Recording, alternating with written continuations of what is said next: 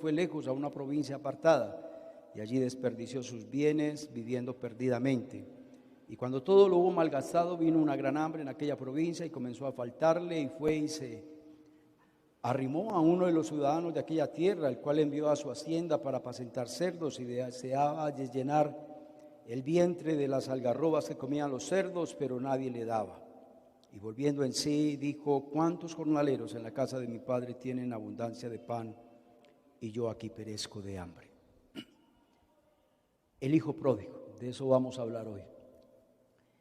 El hijo pródigo, o esta parábola, la enseñanza central es cuando alguien que está en la casa de su padre se aparta de la casa de su padre y vive perdidamente.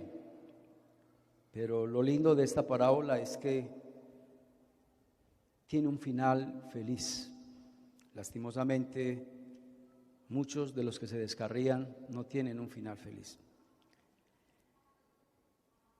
Lo más triste para uno como pastor es saber de que alguien de la iglesia no se quiere congregar más, o que alguien se va para el mundo, o que alguien se descarría, o que alguien vuelve otra vez a las cosas pasadas.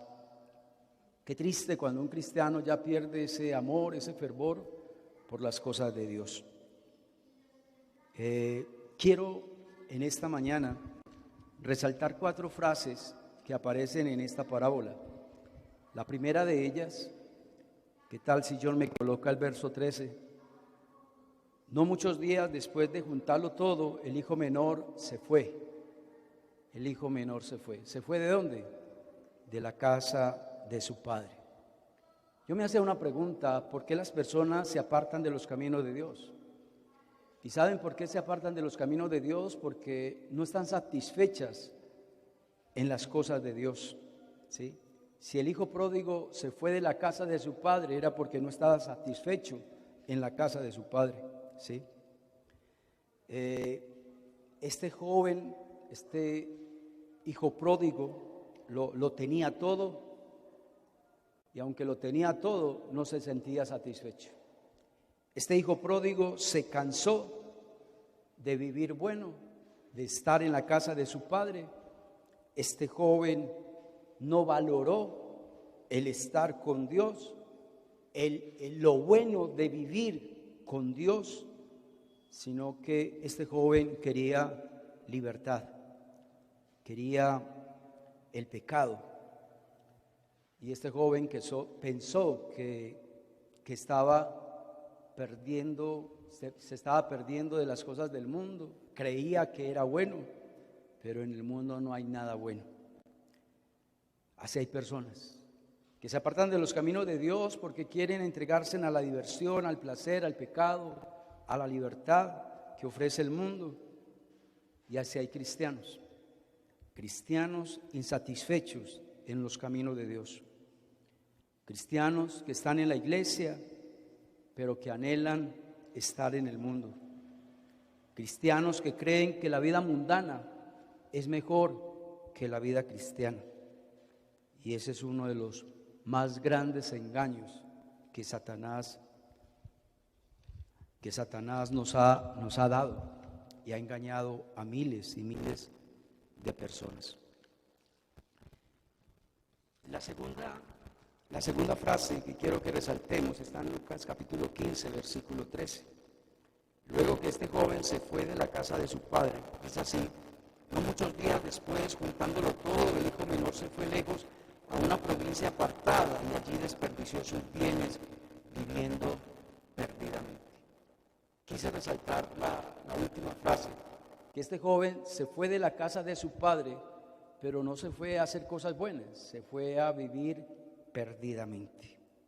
Busqué en el griego, ahí la palabra perdidamente, y es que este joven, cuando se fue de la casa de su padre, se entregó a los vicios y se entregó a los placeres mundanos.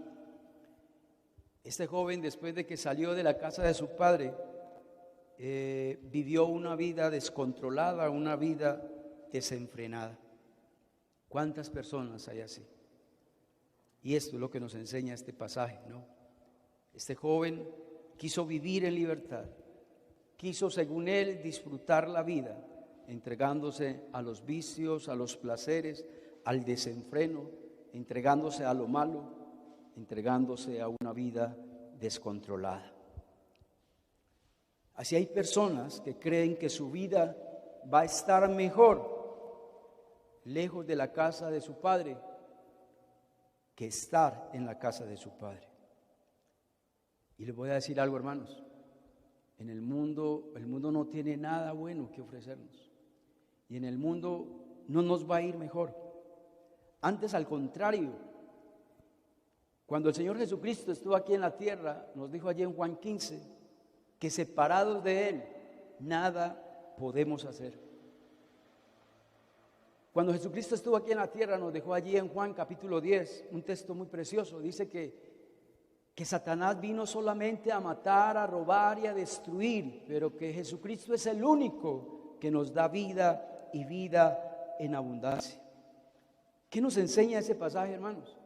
Que una persona que se aparte de Cristo cada día se va a hundir más en el pecado, se va a hundir más en el lodo cenagoso. Una persona sin Cristo cada día se va a autodestruir. Satanás ha usado esta arma. Desde el principio de la humanidad, Satanás siempre le ha llevado la contraria a Dios. Dios dice una cosa y Satanás dice otra. Génesis 2, 16 al 17 dice: y mandó Jehová al hombre diciendo: de todo árbol del huerto podés comer, mas del árbol de la ciencia del bien y del mal no comerás, porque del día que él comieres, ciertamente morirás. Aquí el Señor fue muy claro a Adán y a Eva, que si ellos pecaban, ese día iban a morir. Y Génesis 3, 4, cuando Satanás tentó a Eva, mira lo que Satanás le dijo a Eva. Entonces la serpiente le dijo a la mujer: no moriréis. ¿Sí veis? En el diccionario, y significa rebajar la dignidad de una persona. Y eso es lo que hace el pecado, le rebaja la dignidad a una persona. Este joven era judío. Y para un judío apacentar cerdos es la ocupación más vil. Mi padre tiene abundancia de pan y yo aquí perezco de hambre. Me levantaré y me iré a mi padre y le diré: Padre, he pecado contra el cielo y contra ti, ya no soy digno de ser llamado tu hijo. Hazme como a uno de tus jornaleros. Volviendo en sí. ¿Sabe qué es volver en sí? Volver en sí es cuando usted y yo reconocemos las consecuencias de mi pecado. Cuando usted y yo reconocemos las consecuencias de yo haberme alejado de los caminos de Dios. Volver en sí es reconocer de que no hay satisfacción, no hay placer, no hay gozo, no hay alegría fuera de Dios. Volver en sí es reconocer mi condición pecaminosa. Volver en sí es reconocer mi error. Volver en sí es reconocer que hice mal. Volver en sí significa odiar la condición en que me encuentro. Volver en sí es saber de que si yo voy a mi Padre, voy a tener a un Padre de misericordia, un Padre que va a perdonar mi pecado. Volver en sí es reconocer de que estando en la casa de mi Padre era una vida mejor que ahora que estoy en las cosas del mundo. Volver en sí es recordar: la casa de mi Padre hay mucha abundancia. Volver en sí es reconocer de que tengo un Dios perdonador y misericordioso que me espera con los brazos abiertos. Volver en sí. Ya para terminar, yo quiero como resumir los últimos versículos. Y el verso 24... El verso 20, Lucas 15, 20 dice: y levantándose vino a su padre, y cuando aún estaba lejos, lo vio su padre, y fue movido a misericordia, corrió y se echó sobre su cuello y lo besó. Aquí vemos 4 cosas que hizo el padre cuando vio que su hijo arrepentido llegaba. Primero, el padre fue movido a misericordia.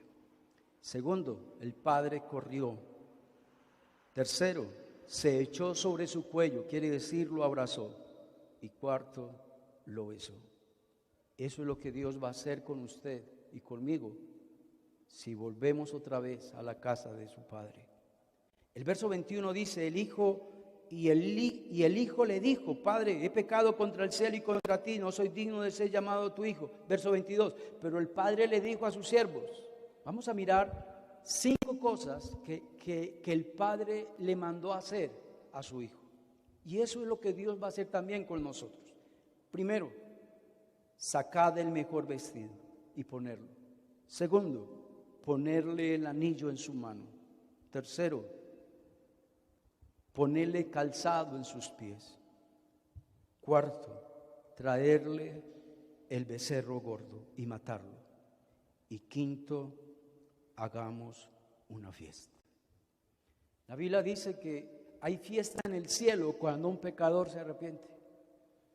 Aquí el padre de esta parábola hizo fiesta, pero el verso 24 nos dice la razón del por qué él hizo esa fiesta, porque estaba lleno de gozo, de felicidad.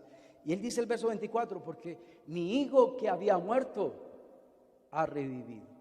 ¿Qué nos enseña eso? Que la persona que está en el mundo descarriada, apartada, pueda perdonar. Mientras tengas vida, usted puede regresar a la casa de su Padre. Él estará con los brazos abiertos.